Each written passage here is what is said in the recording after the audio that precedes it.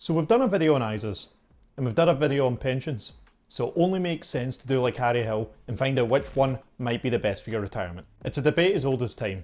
It's up there with cats versus dogs, Coke and Pepsi, pineapple on or off pizza. Truly, ISAs versus pensions, it's up there, and it's arguably just as important. This is a critical question, and it's crucial that you get it right when it comes to planning for your retirement, because if you don't, it might just not end up working the way you think it will. Now, a common thing I hear when I ask people about this type of stuff is that, well, ISAs don't get taxed on anything when they come out, whereas SIPs, pensions, they get taxed a bit when they come out. So surely it's a no-brainer that ISAs must be better. And it's true, when it comes to withdrawing money, ISAs definitely hold the edge if you just look at it on paper, as there's no tax on it compared to pensions where there's normally a bit of tax on it. However, that's only if you exclusively look at taking money out.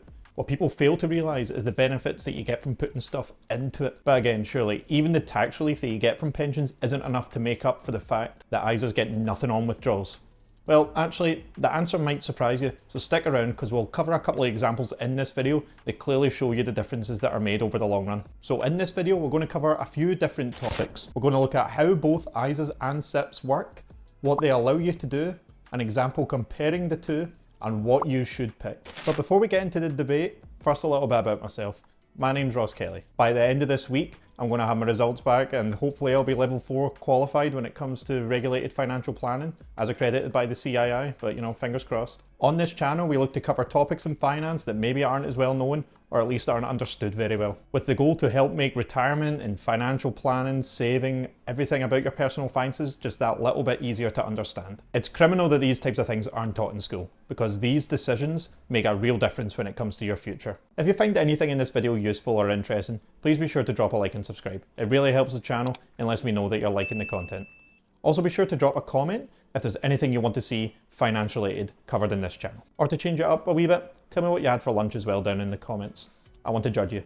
So with that, let's get into the video. Before we get into the direct comparison between the two, I'm going to give a quick overview of the two products.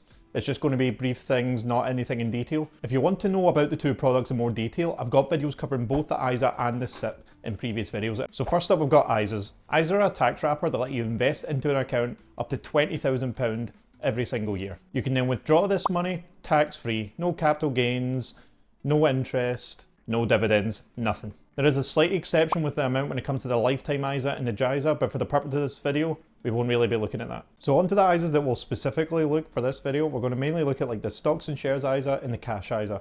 Both of these, again, you can put £20,000 a year into them every single year, and that will allow you to withdraw the money later free of tax. This is a really powerful tool for saving in the long term, as it really lets you take advantage of compound saving, both in the equity form and interest. Again, with the exception of lifetime ISAs and JISAs, you can access this money whenever you want. You can withdraw from it tax-free and make use of it how you want. Another thing to bring up of note, because it's important when comparing between the ISA and the SIP, is that the 20k allowance that you get every year to put into ISAs, you cannot carry forward. So if you don't put in your 20,000 in that tax year, the following year, you can't make up the difference. You can still only put in 20,000 no matter how much you put in or didn't put in the previous year. Also of note is that on death, ISAs will form a part of your estate. So if you die and you've still got a lot of money in ISAs, that may be brought into your estate and may be liable to a 40% inheritance tax charge.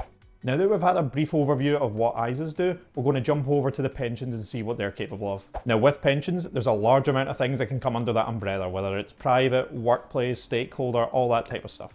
So for the purpose of this video, we're just going to look at SIPs, as they're a private account you can open yourself. So a SIP, or a self-invested personal pension, is, as it sounds, is a personal pension account that you can invest into every year. However, one of the main differences from the ISA is that this can't be accessed when you want. This can only be accessed at a set age, and it's always 10 years before the state pension age. So at the moment, that's 56 you'd be able to get into it, but come 2028, that's going to be increased to 57. Now, where SIPs get their value is that the money that you put in, you're effectively refunded for the basic rate of tax that you've paid on that money already. So as an example, if you were to invest £1,000 into a SIP, you would effectively get your basic rate of tax that has been paid on that money refunded to you. which in this case would be £250. A quick way to work out how much money you would get grossed up from a SIPP is just to times the amount you're putting in by 1.25. Now, of course, this only covers the basic rate of tax, so if you're in the lucky position where you might be paying a higher level of tax to that, you can also apply to the government to get further reductions if you're an additional rate or a higher rate taxpayer. As such, these accounts can be really powerful for those who find themselves in these higher tax brackets, especially for those who might be earning between £100,000 and £125,000 a year, as you effectively end up paying 60% tax a year between this range due to the diminishing of your personal allowance. So a common thing to do might be for the workplace pension or other types of pensions to have additional contributions to get that effective amount lowered so that you're out of that range and you're effectively not getting taxed at 60% anymore. Now, if anyone that's listening to this video happens to be in that circumstance and has just heard that for the first time, is like, oh, better go do that right now, don't take that as gospel. Again, every single person's situation might be a wee bit different, so it's definitely worthwhile seeking out a professional financial advisor and getting some 2 cents on whether that might be right for you. Now, like the ISA, there's a yearly limit to how much you can contribute to your pensions. This limit at the moment is £60,000 every single year. This limit does begin to taper down if you begin to have an adjusted income above 260 grand a year, and this can be tapered all the way down to £10,000 a year. But to be fair, if you're on that type of money, you know, there's worse problems to have. Now, unlike the ISA, you are able to carry forward your allowances into future years. You can carry forward unused allowance for up to 3 tax years. You can then add these unused allowance to your normal contribution and make a bigger contribution in that year. However, there is a caveat to this because I see a lot of other channels in this space get this detail wrong. You can still only contribute to a pension the maximum amount of your earnings. And that goes for all the allowances. So if you've got an earnings of £40,000 a year, you can't contribute £60,000 that year. You can still only contribute up to a max of £40,000. And it holds true for carry forward allowances as well. You won't be able to contribute your maximum carry forward allowance if you don't earn that much as well. Now that we've quickly covered putting money into pensions, we're going to cover taking them out. And the basic way to think about it is that 25% of that pension pot is tax-free, and the other 75% is taxable. Now, there's loads of different options when it comes to taking your money out of a pension. You can just take the full 25% out tax-free. Once that's done, you can then take out the remaining 75% as a taxable income as often as you want or as little as you want. You can do ad hoc payments or set up something regular. It's completely up to you. You can also use the taxable part of the pension pot to buy something called an annuity. This is just a guaranteed level of income that will be paid to you for the rest of your life. You can also do something called enough plus, which is where the money that you take out of the pension, 25% of it is tax-free and 75% is taxable. But yeah, as you can see, there's a lot of ways to take your money out of the pension. But all you need to remember is that the growth on it isn't taxed, just the income that's taken out of it. Of note though, when you start to take a taxable income out of a pension, your allowance changes. This is known as the MPAA rules, and basically it means once you take a taxable income out of your pension pots, your allowance gets decreased from £60,000 a year down to £10,000 a year. So basically, if you want to keep saving money into your pensions, it might be worthwhile holding off on taking that taxable income, because otherwise your saving amount that you can put into it each year will be lowered quite a lot. Another important thing to mention is that for inheritance tax purposes, SIPPs do not fall under your estate. Now, whether they'll be taxed or not is dependent on a couple things, you know, this tax status of the beneficiaries and whether the person who died was over or under 75. But yeah, as a whole, pensions do not form part of your estate when you die, unlike ISAs, which do. Now that we've had a broad overview of the two different types, the main difference you can see is that ISAs are taxed on the way in and then tax-free on the way out, whereas SIPPs are tax-free on the way in, but then taxable on the way out. But again, a lot of people I've spoken to think that because ISAs are 100% tax-free on the way out, that's gotta be better than the 75% that is still taxable when it comes to the SIPPs. And intuitively, it does make sense. You just hear 100% tax-free and you think you can't really get much better than that. But if you're like myself and you quite like the numerical examples to really get a good understanding, well, I've got an example coming up. And yeah, most people I've spoken to might be surprised by the result. So yeah, we're going to bring up the old reliable paper here, as there's quite a few numbers, but don't worry, it's not too hard to keep track of. Setting the scene for this example, we're going to say that it's a 25-year-old and that they're saving £250 a month into both an ISA and a pension. As such, the total amount that's actually going into the pension after the tax relief is £312.50. And for simplicity's sake, and to give the ISA a fighting chance, we'll assume that they're just a basic rate taxpayer, and as such they aren't entitled to any further relief. We'll also say that there's no employer matches or contributions going into the SIPP as well, just to keep it a level playing field. For this example, we'll also say that the invested amount manages to grow at a rate of 6% per year. Now, if we were just doing contributions, you might be thinking, obviously the SIPP's going to win, So we're only going to do that up until age 65, at which point there will be no more contributing and they'll actually begin to withdraw money at the age of 65 as well. So let's say that once they get to that age, 65, they stop investing and they begin to withdraw £1,500 from each of the accounts. Now for the SIP, we'll just say that they've fully crystallised it and they're only accessing the taxable income. So there's no tax-free cash at all. It's just purely taxable income that's being withdrawn. If the income's being taxed and they're wanting £1,500 to spend, we're going to actually need to withdraw more than that, as it's going to get taxed on the way out with the SIP.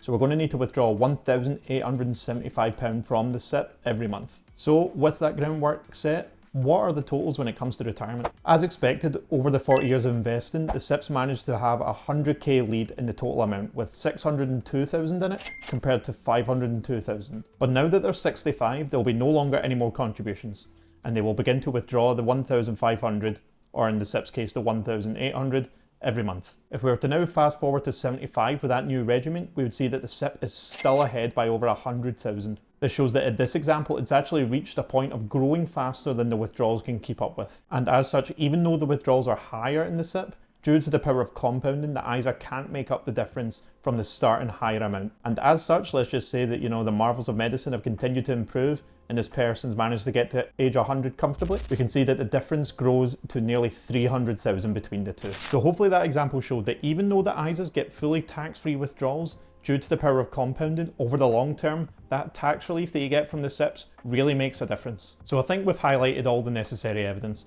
so let's just summarise the two. When comparing them, it's quite clear ISAs have an edge when it comes to flexibility. You can take out money whenever you want, even before retirement, and you'll likely even get your money faster when you're trying to withdraw it, as when you're withdrawn from a pension, there can be a bit more of a delay as they might need to calculate certain things with the tax-free allowances, all that type of stuff. So you'll generally even get it quicker when withdrawn from an ISA. However, you might be able to argue that the lack of flexibility is a good thing for some people. If you're someone who struggles to save and is a bit of a spontaneous spender, having that money being locked up and you being unable to reach it might be better for your long-term goals. But again, that's down to the person. For the most part, ISA is way more flexible than the SIP. However, the elephant in the room, as shown by the last example, is that especially in the long term, SIPs have a better saving potential than ISAs. This is especially true if you're a higher rate or additional rate taxpayer. As the previous example only assumed that the person was a basic rate taxpayer. The difference would have been even larger if they were in them higher tax brackets. Not to mention, if there was also some kind of employer contributions on top of it, the differences would have been exaggerated. Another advantage that might not be considered an advantage for everyone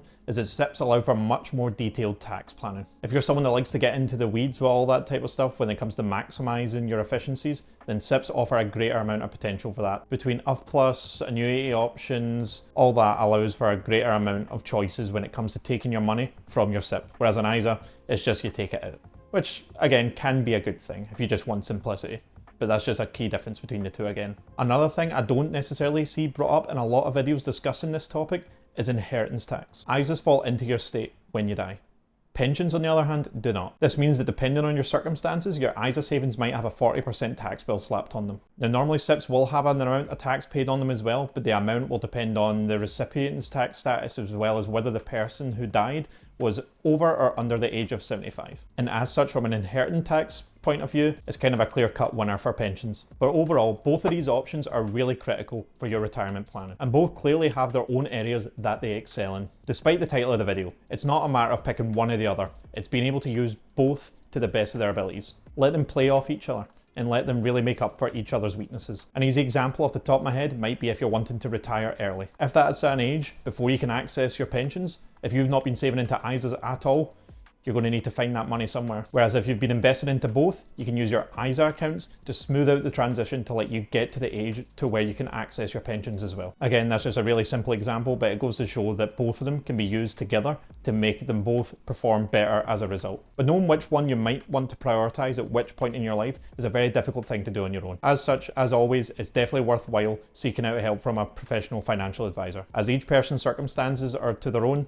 And as such, what might be right for one person might not be right for another. And yet, that about wraps up the video. Thanks again for making it to the end. If you found anything in this video useful, be sure to drop a like and subscribe. It really helps the channel out a lot, and it means a lot to me. Video number 4, we're looking to be in the weekly upload schedule now, so, let's hope I can stick to it, it would be nice. And yeah, also just counting down the days, I get my results Friday, so fingers crossed we're going to be qualified by the end of the week. That would also be pretty good. You'll probably know, because I'll be introducing it at the start of the next video. They're like, yes, qualified now. Woo. As mentioned before in the video, both the ISA and the pensions have been covered in previous videos on this channel, so if you want to know a little bit more about either of them, be sure to check them videos out. And while SIPs and pensions are both very important, state pensions are also just as important. And as such, if you don't know what you're doing, you might be missing out. So go ahead and click on this video that I made about the state pension if you want to find out more.